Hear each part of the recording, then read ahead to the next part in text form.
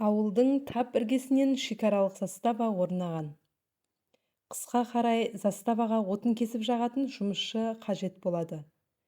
Менің әкем мен Смағұл тәтем колхоз жұмысынан мойындары босаған соң жамбағысқа себі тиер дейді де, енді осыған жалданады. Таудай қосақтап сүйреп әкелінген жуандығы түйенің беліндей нән қарағайлар.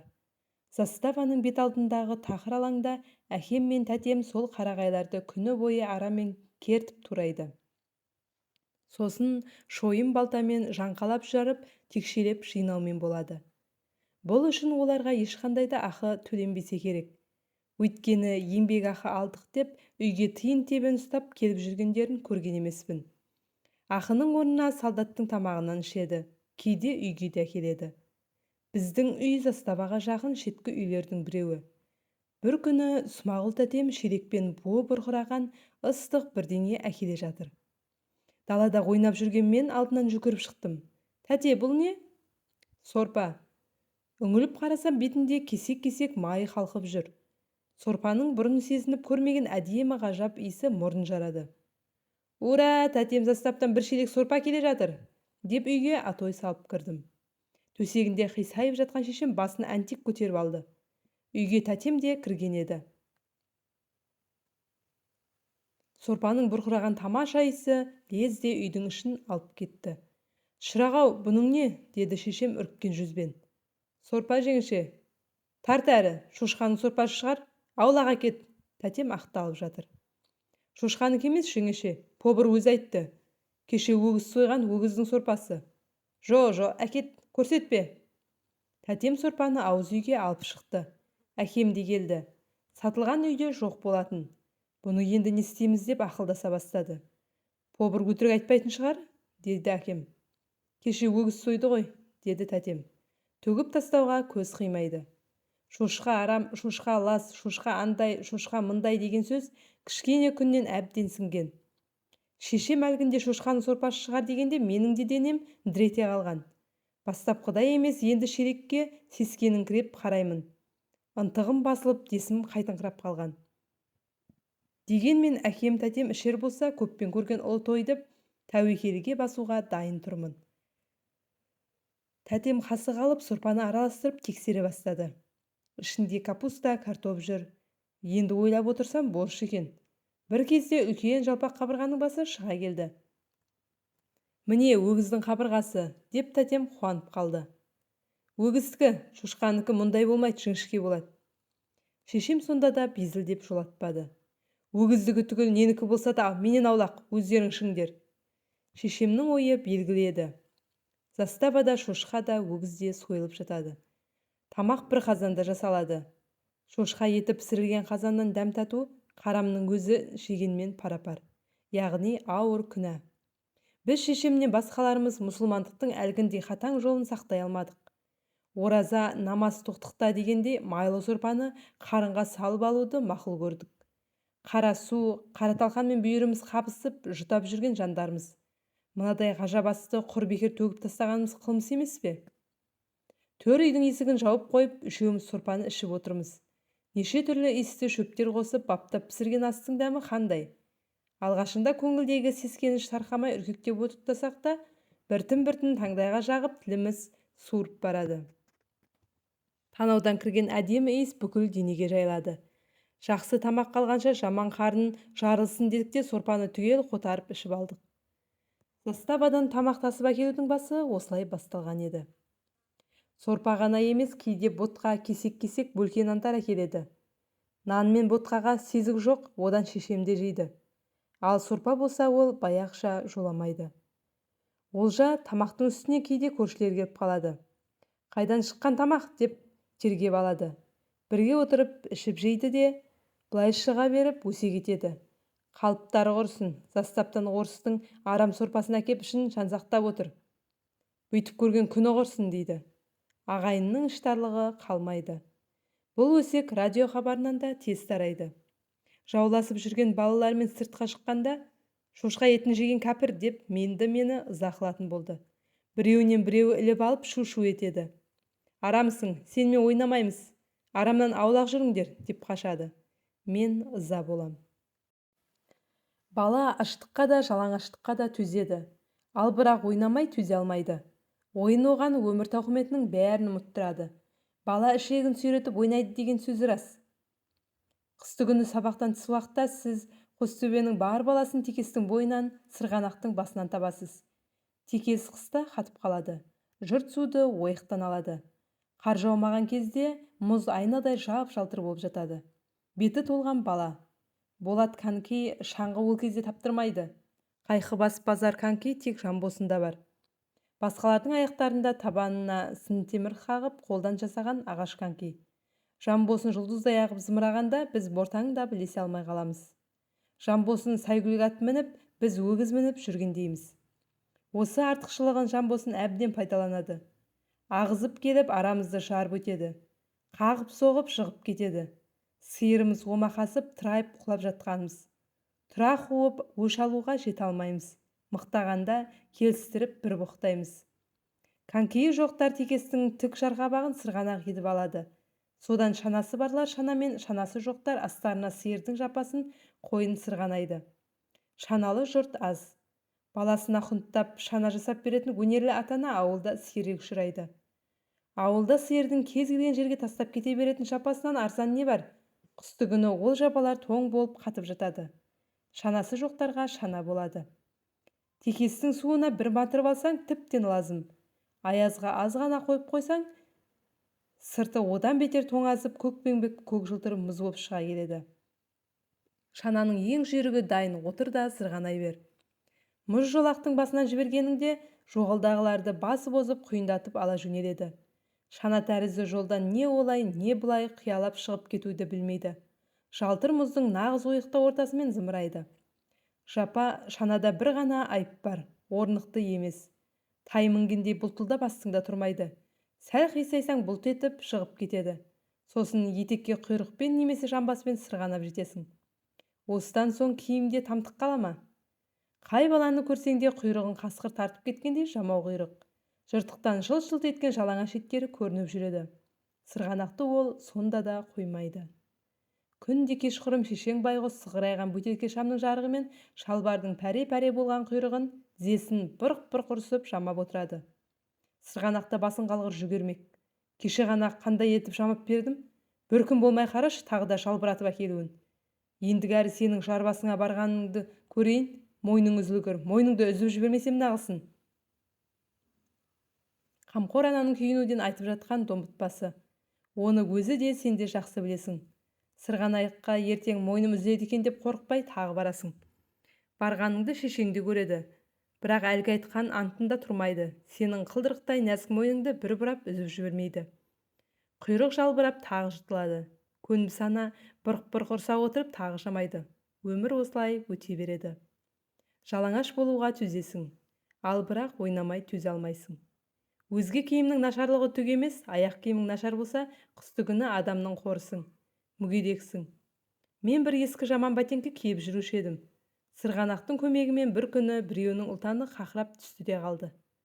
Қабыршағын жарып шыққан балапанға ұқсап, ар жағынан кір-кір аяғым көрініп тұрды. Бір аяғымды өкшелеп басып үйге келдім. Жарақат бәтеңкені әкем төңкер болай қарады, былай қарады.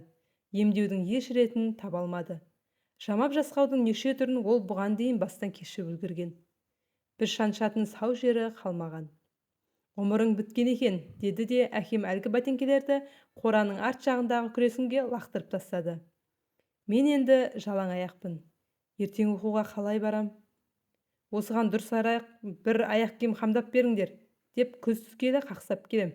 Әне енді оқуынан қалатын болды, деп шешем әкем мен ағаларымды жазғыра бастады. Қамсыз әкем тап осылай болар деп, күндердің күнінде мені жалаң аяқ қалар деп ойламаған. Қиын болды ғой, деп желкесін қасып біраз тұрды. Төңірегіне қарағыштап, басы артық бесауат жатқан аяқ киім іздестіре бастады. Басы артық аяқ киім біздің үйге қайдан келеді? Босағада шешемнің өкшесіне жамау түскен үшкіл бас Азия калош жатқан. Әкем соны көрді. Әспет, қашан аяқ киім табылғанша оқуға сенің калошыңды киіп барып келіп жүрсе қалай болады? Әкемнің ойлап тапқаны осы еді. Ой жазған. Онымен қалай барады, аяғына қар құйылмай ма? Амал жоқ, әкем маған аяқ киім іздеуге кірісті. Өзіміздің үйден түк таба алмай көршілерге кеткен еді.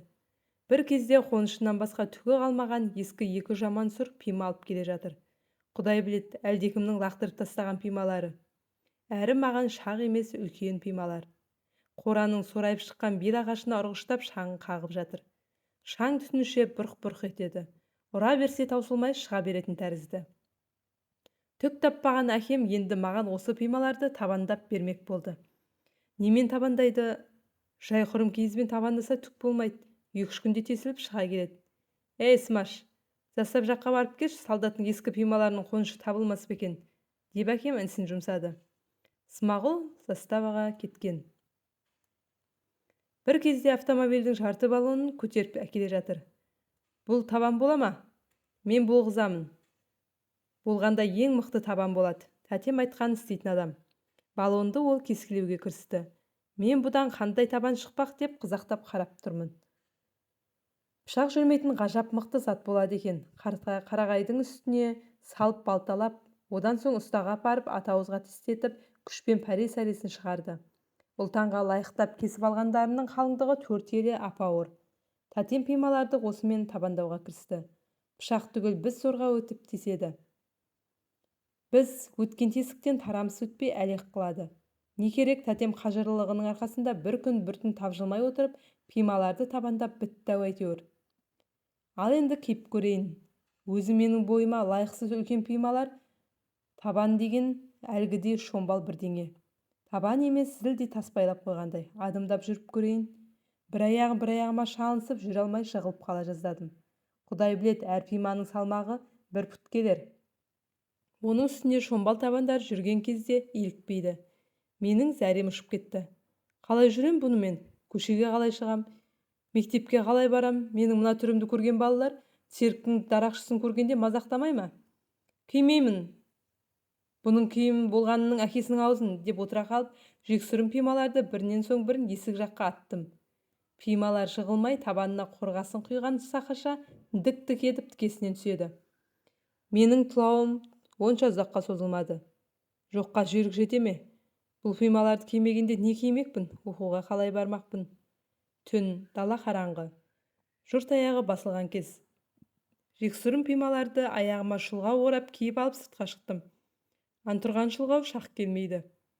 Табылғанның бәрін орадым. Табаныма ұлтарақ салдым. Қараңғыда олай-бұлай жүріп байқамақпын. Ерте мектепке осымен баруға бола ма, болмай ма? Солай күн бұрын жаттығып алмақшымын. Пималар ауыр болғанымен іші ып-ыстық. Осыған дейін жұқалтаң бәтеңкемен тоңып жүрген аяқтарымды қыз-қыз қайнатып қуантады. Ал бірақ жүруге тым қолапайсыз-ақ. Әрі үлкен, әрі ауыр, тіземді бүгіп отырайын десем отыра алмаймын. Қиқиған қатқыл қоныштар тақымымды тіреп қалады. Жаман бәтеңкелермен терең қарды кеше алмай, тек жолмен жүруге тырысатынмын. Ал мына автомобиль пимаға жолды-жолсыз бәрібір. Тек қонышынан қар асып кетпесе болғаны. Ал қоныштан асатын қар бұл өлкеде жаумайды. Бұл пималардың жақсы жағы мен жаман жақтары тең еді.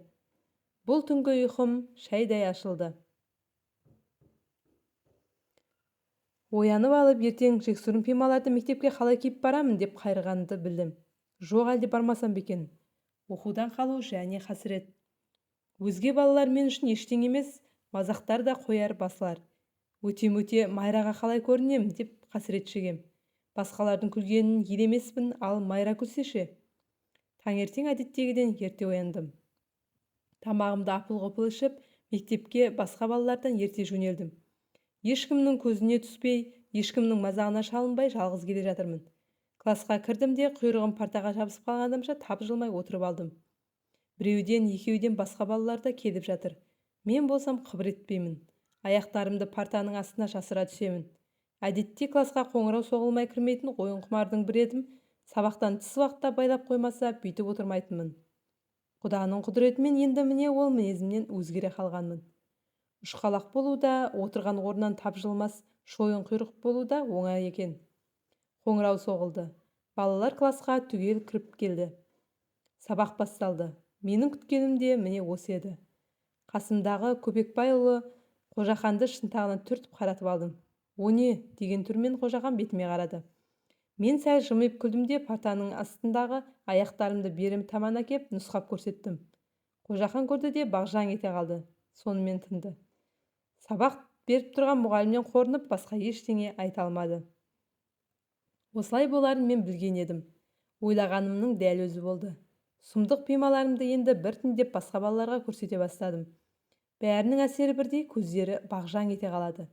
Сабақты бұзып айқайсап мені мазақтай алмайды. Үзіліске шыққанда мазақтар күлер, бірақ тосын көріп таңырқап шуласқандай болмайды енді. Бұл ақыл менің басыма түнде ұйықтай алмай жатқан келгенім. Мәссаған, мынаған қараңдар, мынаның пимасына қараңдар.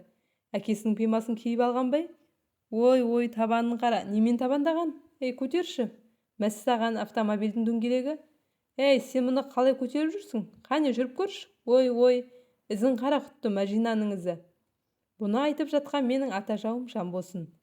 Әлгінде сабақтың үстінде отырып, пимамды оғанда көрсеткемін. Көзін бағжитып, аузын қусыра созып, таңырқап қарап қалғаннан өзге ол да ештеңе дей алмаған. Кесір неме үзіліске шығуды күткен екен. Мен қашанғы тапжылмай отыра берейін. Мазақтайтын иттер тезірек мазақтап тынса екен. Киімнің нашарлығынан мазаққа көкпар болуым менің осы ғана ма? Өлмеспін, бұдан да тірі қалармын. Сыртқа шығар-шықпастан-ақ балалар мені қоршап алған. Бұған енді тақаныңда қажет жоқ, дейді біреулер. Жүріп көрші, қалай жүрер екенсің, дейді екіншілер. Жүре аласың ба, дейді үшіншілер. Жанбосын сөзбен тәліктеп қоймайды. Пимамды аяғымен теуіп, жүгір деп қолмен жетелеп, осы тұста мені басынып ақ жатыр. Тоқтай тұрып әлем Жанбосын. Өш алатын кез әлі аға келер. Автомобиль пиманы мен сол жылы қыстап киіп шықтым. Біраз күннен кейін өзіне үйреніп кеттім. Үлкендігі де ауырлығы да байқалмайды. Кәдімгі дағдылы аяқ киім тәрізді, онша елемейтін болдым. Бұл пимамен сырғанақта тебем, ләңгіде ойнаймын. Тек тосын көрген біреулер: "Өй, мынаның пимасы өзінен де үлкен ғой, қалай көтеріп жүрсің?" деп таңырқаса, аяқ киімнің бойыма шақ емес екені есіме сонда ғана түседі.